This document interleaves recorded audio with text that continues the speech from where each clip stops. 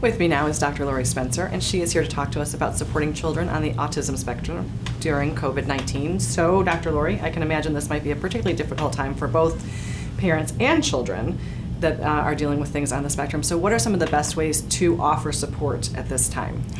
Well, our children are so used to having a routine when they're at school, and that's so important for them with helping them predict what's coming next. And so the more of a routine that parents can have at home with their children every day is definitely one of the key things they can do. So using a visual schedule, having schoolwork at the same time, not putting too much pressure on the children or themselves to get all that schoolwork done with all the Zoom lessons and different virtual classroom things.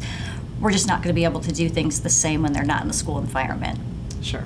And so why is it that individuals on the spectrum or with autism have difficulty with these transitions? And again, I know you said routine, but what are some other things that we can do to help them cope with transitions? The more we prepare them, but it's walking a fine line. So preparing them for a change, preparing them for something different in the schedule, preparing them for what's coming next, but also not doing that too far in advance because then they might stress longer and more. But if you know that in a half hour something's going to change, we have 30 more minutes and then we're going to do this, or 15 more minutes, or just reminding you 2 more minutes, or actually what we're trying to teach our kids to do right now is use Alexa.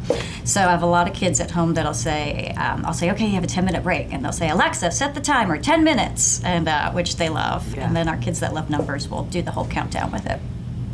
And so you mentioned this a little bit, that it can cause high levels of anxiety as well. So if they're already there, if they're already anxious, what do we do then? So just remembering our nonverbal communication and how we are. So if we have the news on 24/7 and we're stressed, they're going to feel that.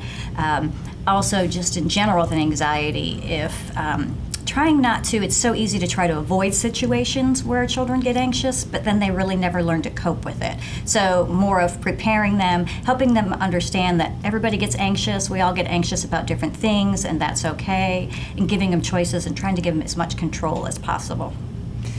And obviously a lot of these kids have other therapies that they're involved with, ABA, speech, occupational, those kinds of things. So how can parents help them continue with that when we're at home?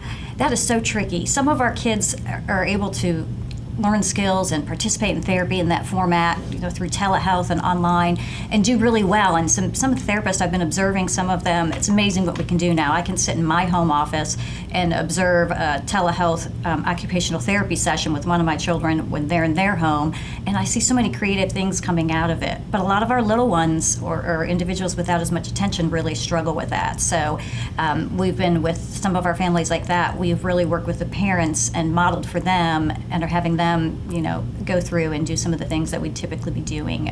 We definitely miss the face-to-face. It's all forced everybody to get a little bit more comfortable with technology, but it is kind of interesting the things you can do if you have to. Yeah, we've all gotten really creative, I think. It's brought out our creative sides. So are there some online resources for parents as well?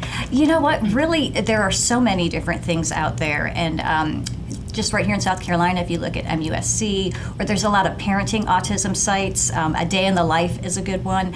A lot of speech and therapy. I'm a behavior analyst, but I've been combing through a lot of speech and OT sites because I can get a lot of different ideas. So if I'm going to do an hour session online, I can look and see, all right, how can I pull the gross motor and fine motor skills into it that an OT would specialize in, and the speech that the speech therapist would specialize in. And just doing a lot of looking at a lot of research-based sites. Yeah. Well, thank you, Dr. Lorrie. It's always good to see you, and thank you for helping us navigate these interesting times. No problem.